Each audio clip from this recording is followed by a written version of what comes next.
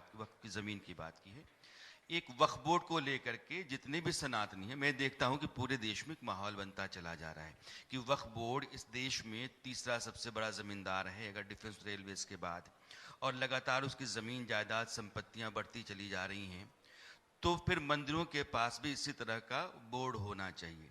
मंदिरों के पास इस तरह का बोर्ड होना चाहिए या फिर वक्फ बोर्ड को कानून के दायरे में लाया जाना चाहिए? दोनों में से कौन सा विकल्प आप अपनाना चाहते हैं? देखिए, जिस दिन देश का विभाजन हो गया और एक संप्रदाय के लोगों ने कहा कि हम हिंदू साधु संत ब्राह्मणों के साथ में हिंदू समाज के साथ नहीं रह सकते, हमको अलग देश चाहिए, ये देश उसी दिन हिंदू राष्ट्र बन जाना चाहिए था।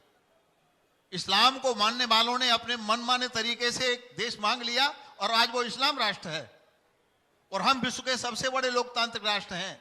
तो इस देश में सनातन बोर्ड होना चाहिए, वक्फ बोर्ड नहीं होना चाहिए।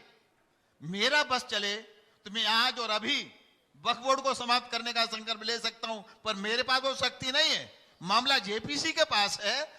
बड़े बड़े उपेक्षित, शोषित, वंचित मुस्लिम समाज के लोग, जो मैं कह रहा हूं, वो ये आवाज वो भी उठा रहे हैं कि वक्फ बोर्ड समाप्त होना चाहिए। और बहुत सारे से ज्ञापन देश के प्रधानमंत्री मोदी जी के पास और गृह मंत्री माननीय अमित शाह जी के पास गए वक्फ बोर्ड को लेकर। बहुत लोग मुस्लिम समाज के आंदोलित हैं, लोगों का शोषण कर करके मुट्ठी भर लोग वक्फ बोर्ड के मालिक बन करके अय्याशी कर रहे हैं।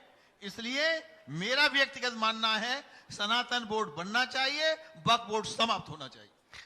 एक फिर प्रश्न आता है, सनातन बोर्ड बने तो क्या वक्फ बोर्ड की तरह ही बने? वक्फ बोर्ड के सामने क्या सवाल है साक्षी महाराज जी?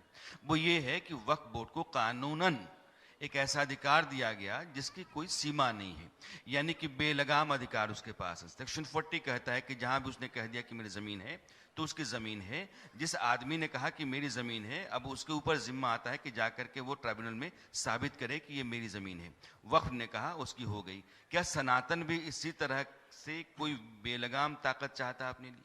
देखिए, मैं स्पष्ट करना चाहता हूं, जिन लोगों के सनातन के विषय में जरा जानकारी प्राप्त करना चाहते हैं, उसके वैभव को, उसकी परंपरा को, उसकी यश कीर्ति को देखना चाहते हैं, उन्हें एक बार इस महाकुंभ का दर्शन अवश्य करना चाहिए।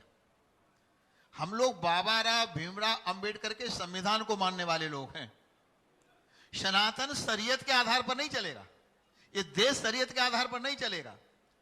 तो हमारे परम प्रिय श्री देवकीनंदन ठाकुर जी ने, संपूर्ण संत समाज ने, और जहां हम बैठे हैं यहाँ के महंत जी श्री महंत साहब ने भी बड़ा एक कार्यक्रम करके दिल्ली में एक पहल की थी कि सनातन बोर्ड बनना चाहिए।